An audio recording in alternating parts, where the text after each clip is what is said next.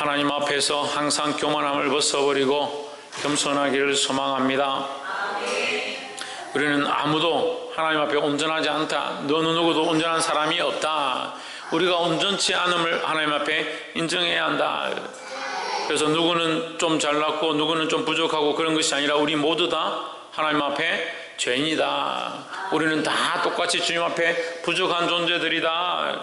그래서 하나님을 두려워할 수 있어야 하고 또한 하나님을 사랑하는 마음을 가져야 한다라는 겁니다. 왜 순종하지 않고 자기 마음대로 하고 자기 하고 싶은 대로 하느냐? 하나님을 믿고 의지하는 것보다, 하나님을 사랑하는 것보다 자기를 사랑하는 것이 더 크기 때문에 자기가 해왔던 행동들을 고치지 않고 바꾸지 않고 자기를 위해서 어떻게 할까 생각하는 겁니다. 우리는 주를 기쁘시게 하기 위해서 무엇을 할 것인가?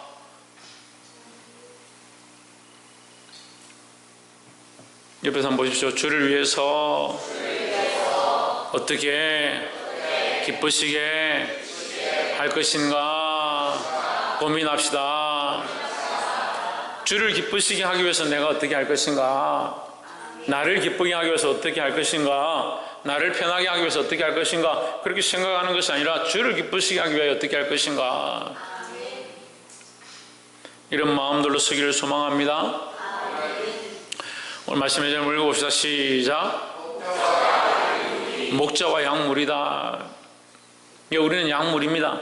그런데 약물이 안에서도 목자들이 있습니다. 세워져서 이 목자는 누구의 뜻을 따르냐? 주인의 뜻을 따르는 겁니다. 목자는 주인이 아니에요. 양의 주인은 따로 있습니다. 그러면 양무리를 치는 이 목자와 목동들은 누가 원하는 대로, 주인이 원하는 대로 이 양무리를 쳐야 된다는 거죠. 근데 우리가 목자로 세워졌거나 또는 목동으로 세워졌거나 또한 교회 안에서 거룩한 일들을 하거나 이 세상 가운데서 거룩한 일들을 할 때에 자기 욕심대로 하면 수많은 양무리를 잃어버린다는 거예요. 자기 뜻대로 해서는 안 된다는 거죠. 아까도 말씀드렸지만 주를 기쁘시게 하는 것이 무엇일까? 나 자신도 주를 기쁘시게 하는 게 무엇일까? 내게 맡겨진 양무리도 주를 기쁘시게 하는 게 무엇일까? 그것을 고민해야 된다는 거예요. 말씀을 보겠습니다. 23장 1절에 나 여호와가 말하노라 내 목장의 양무리를 매라며 헛는 목자에게 화 있으리라 했습니다. 양떼를 살리는 것이 아니고 양무리를 죽이고 그들을 흩어버린다. 죽이고 흩어버린다. 그 목자는 목자인데 이 양무리를 살리고 거룩한 길로 인도하는 것이 아니고 그들을 죽이고 헛는데 쓴다.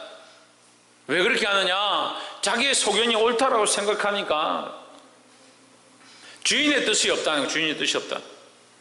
그러니까 우리가 하나님의 뜻대로 살고 하나님 원하시는 대로 인생을 설계해 나가고 우리에게 맡겨진 삶과 영혼들을 돌아봐야 되는데 자기 뜻대로 하면 그 양을 당장은 살리는 것처럼 보이지만 어떠냐? 결국은 인간적으로 만들어버리는 거예요.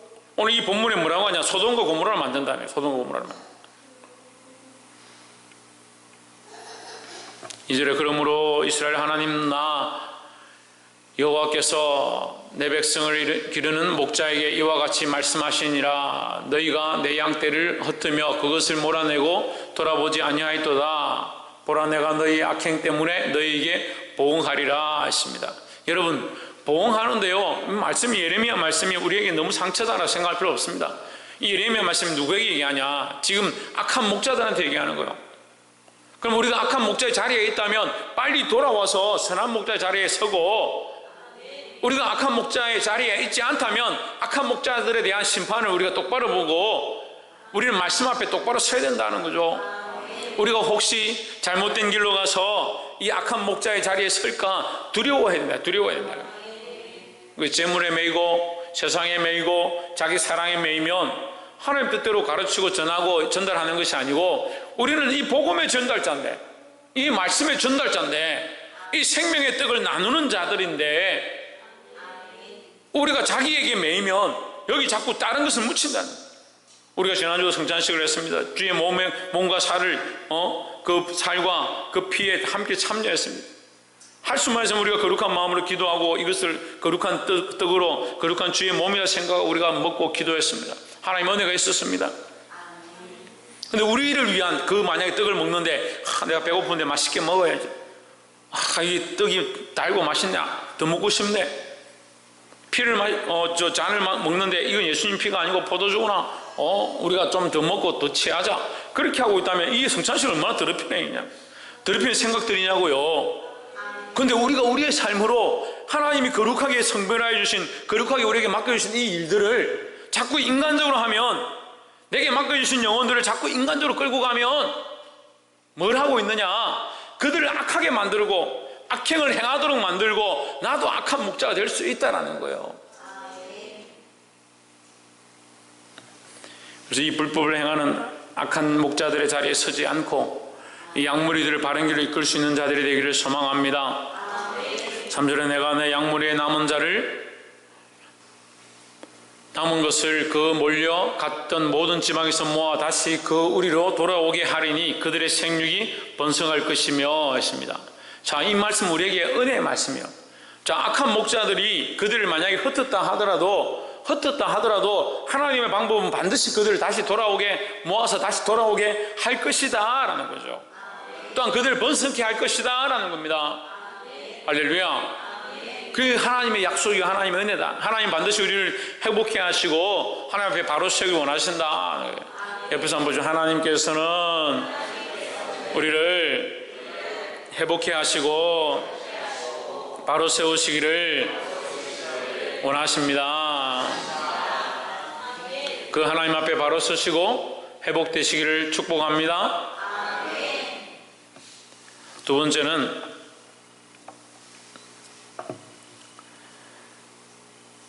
오절에 나 여호와가 말하노라 보라 때가 이르리니 내가 다시 다윗에게 한 의로운 가지를 일으킬 것이라 했습니다.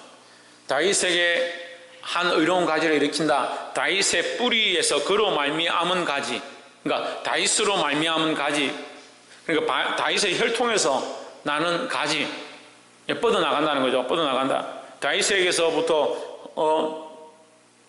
태어나는 그 가지, 그것을 일으킨다, 세운다라는 거죠. 그가 왕이 되어 지혜롭게 다스리며 세상에서 정의와 공의를 행할 것이며 했습니다. 정의와 공의를 행할 수 있는 분은, 그것을 온전히 행할 수 있는 분은 예수 그리스도밖에 없습니다. 자, 그러면 우리는 의로운 목자들이 되고 악한 목자가 되지 말아야 되고 선한 목자가 되어야 하고 양무리를 바른 길로 이끌어야 하는데, 우리가 오늘 이 말씀 가운데 참 정의와 공의를 세울 분은 누구냐? 예수 그리스도라. 우리의 말씀 통해서 발견했습니다. 예수 그리스도가 참 정의와 공의를 세울 뿐이다, 참 행할 뿐이다 라는 거죠. 그럼 우리가 선한 목자가 되고 참 바른 목자가 되려면 어떻게 해야 되냐? 예수 그리스도를 따라가야 되는 거예요. 예수 그리스도가 우리의 목자인 줄 알고 우리는 아무것도 알지 못합니다. 우리가 우리의 생각과 우리의 방법이, 우리의 방식이 옳지 않음을 압니다. 주님의 방식과 주님의 정의와 주님의 공의를 가르쳐 주시옵소서. 그리고 예수 그리스도를 쫓아가야 된다. 6절에 그의 날에 유다는 구원을 얻겠고 누구로 말미암아? 예수 그리스도로 말미암아 이스라엘은 평안히 살 것이며 그의 이름은 여호와 우리의 공이라 일컬음을 받으리라 했습니다. 그래서 예수 그리스도의 이름은 뭐다? 하나님의 공이다. 할렐루야. 이 말씀은 얼마나 은혜됩니까? 하나님의 공의가 누구냐? 예수 그리스도다 하는 거죠. 그 예수 그리스도가 우리 안에 있으니까 우리가 공의롭지 못하고 우리가 의롭지 못하지만 예수 그리스도가 우리 안에 있어서 우리가 하나님 앞에 나아갈 수 있다. 예수 그리스도가 하나님의 공의시기 때문에 그 예수 그리스도를 품고 그 그리스도를 믿고 그분이 우리 안에 들어와 계시니까 우리가 우리의 삶이 연약하다 하더라도 예수 그리스도로 말미암은 공의를 우리가 이미 얻었다라는 거예요. 할렐루야.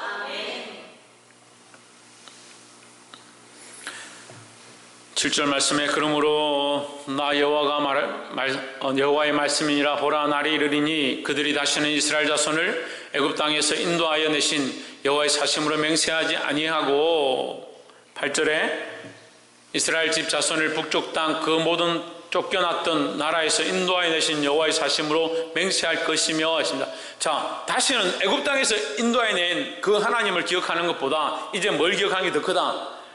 그 바벨론을 끌려가서 그들을 다시 돌아오게 끌려갔던 그들을 다시 돌아오게 하는, 다시 회복해 하는 그 하나님을 오히려 찬양할 것이고 그 하나님을 더 기억할 것이다 이 말이에요. 할렐루야. 이것 또한 우리에게 희망이에요. 희망의 메시지입니다. 우리를 죄에서 건지신 하나님, 우리를 그 심판에서 그 심판을 면하게 하신 그 하나님, 그리스도로 말미암아 우리를 회복해 하시는 그 하나님을 이제 기억할 것이다 라는 거예요. 세상에 있던 그 일을 기억하는 게 아니고 이제는 그리스도로 말미암아 구원을 얻은 이것을 기억할 것이다 라는 거예요. 이 말씀을 정리하면 우리는 선한 목자들이 되어야 한다 하는 거예요.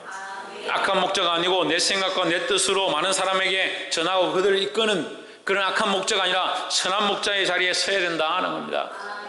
우리가 선한 목자 자리에 섰다면 더더욱 어떻게 되냐? 예수 그리스도를 따라가야 한다 하는 거예요. 예수 그리스도가 참 하나님의 공의시기 때문에 우리가 그리스도를 따라가면 하나님 앞에 의롭다함을 얻을 수 있다라는 겁니다. 마지막 세 번째로 19절에 보라 나 여호와의 누가 바라며 폭풍과 해리바람처럼 악인의 머리를 칠 것이라 하십니다. 보라라는 것은 하나님께서 보라라고 얘기할 때는 반드시 된다는 거예요. 반드시 된다. 너희가 눈으로 볼 것이다 이 얘기니까 반드시 된다는 거예요. 하나님께서 반드시 누구의 머리를 치냐? 악인의 머리를 칠 것이다 하는 거예요. 예수 그리스도의 그 여인의 후손의 발꿈치를 상하게 했던 그 원수의 머리를 누가 예수 그리스도가 무슨 일이 있어요? 여인의 자손의 발꿈치를 상하게 할 것이고, 그렇습니다. 너희 원수는 여인의 자손의 발꿈치를 상하게 할 것이고 너희 여인의 자손은 뱀의 머리를 밟을 것이라 했으니까 원수의 머리를 친다. 누가? 예수 그리스도가 치는 거예요. 예수 그리스도가 치는 거예요.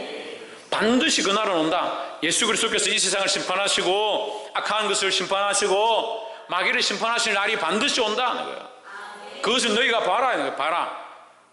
그렇게 심판하지 않나? 하나님께서 이 세상에 다시 심판하러 오시지 않나? 반드시 올 것이다. 그것을 너희가 보게 될 것이다 라는 거예요.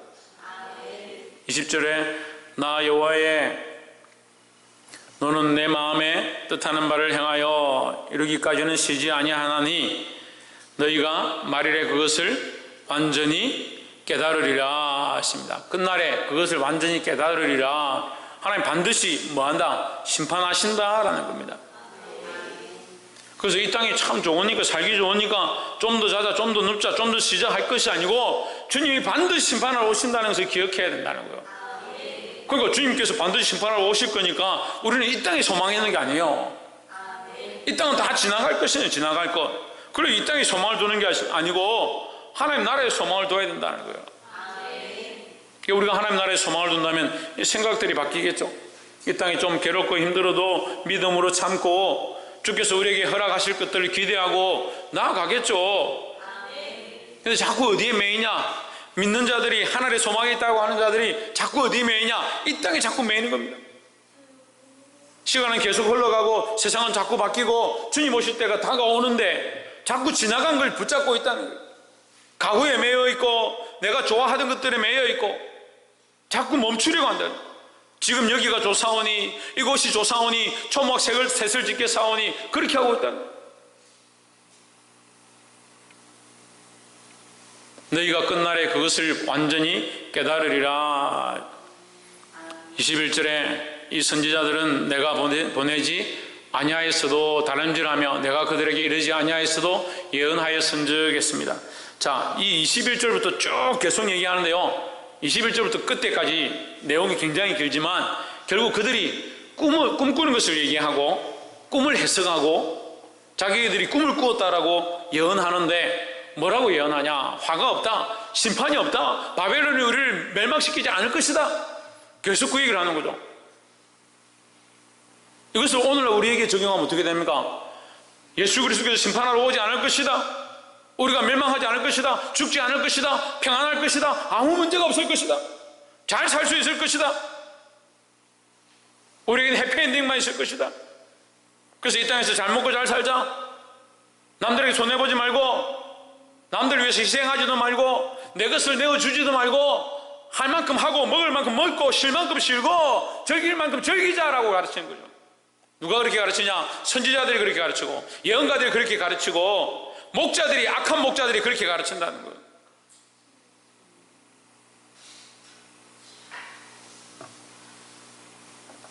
사랑하는 성도 여러분, 하나님의 심판은 반드시 있습니다. 주님께서 반드시 다시 오실 줄 믿습니다. 말씀을 맺겠습니다.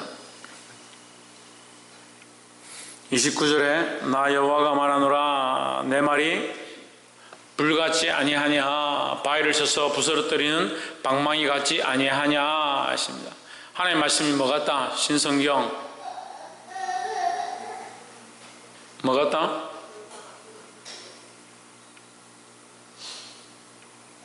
하나님의 말씀이 뭐 같다? 예, 불과 같다. 그 모든 것을 불태우는 불과 같다. 발을 쳐서 부서뜨리는 뭐와 같다? 방망이 같다. 깨어지지 않는 바위를 깨뜨리는 방망이 같다. 하나님의 말씀은 너희가 얘기하는 너희의 생각대로 되어지는 것이 아니고 너희의 생각과 상식을 무너뜨리고 세상의 법들을 무너뜨리고 세상이 원하는 권력들을 무너뜨리고 악한 것들을 결국 불사르고 임할 것이다. 나타날 것이다 하는 거죠. 그래서 19절에 뭐라 합니까? 보라, 하나님의 약속과 19절 약속과 하나님의 말씀은 반드시 이루어질 것이다 하는 거죠. 사랑하는 성도 여러분, 우리는 악한 목자의 자리에 서지 말고 선한 목자의 자리에 서서 많은 생명을 바른 길로 인도해야 될 줄 믿습니다. 특별히 우리의 참 목자는 누구냐? 예수 그리스도다 하는 거죠. 그러니까 예수 그리스도를 붙잡고 예수 그리스도를 바라보고 예수 그리스도로 말미암은 참된 의를 얻어야 된다 하는 겁니다. 또 마지막에 하나님께서 반드시 심판하실 것인데 악한 것들을 쫓아가고 악한 선지자 자리에 서고 사단을 쫓아가고 세상을 쫓아가다 보면 그들과 함께 망한다라는 거죠. 심판과 하나님의 구원은 반드시 있습니다. 우리는 어디에 자리에 서야 되냐? 예수 그리스도 편에 서야 된다는 거예요.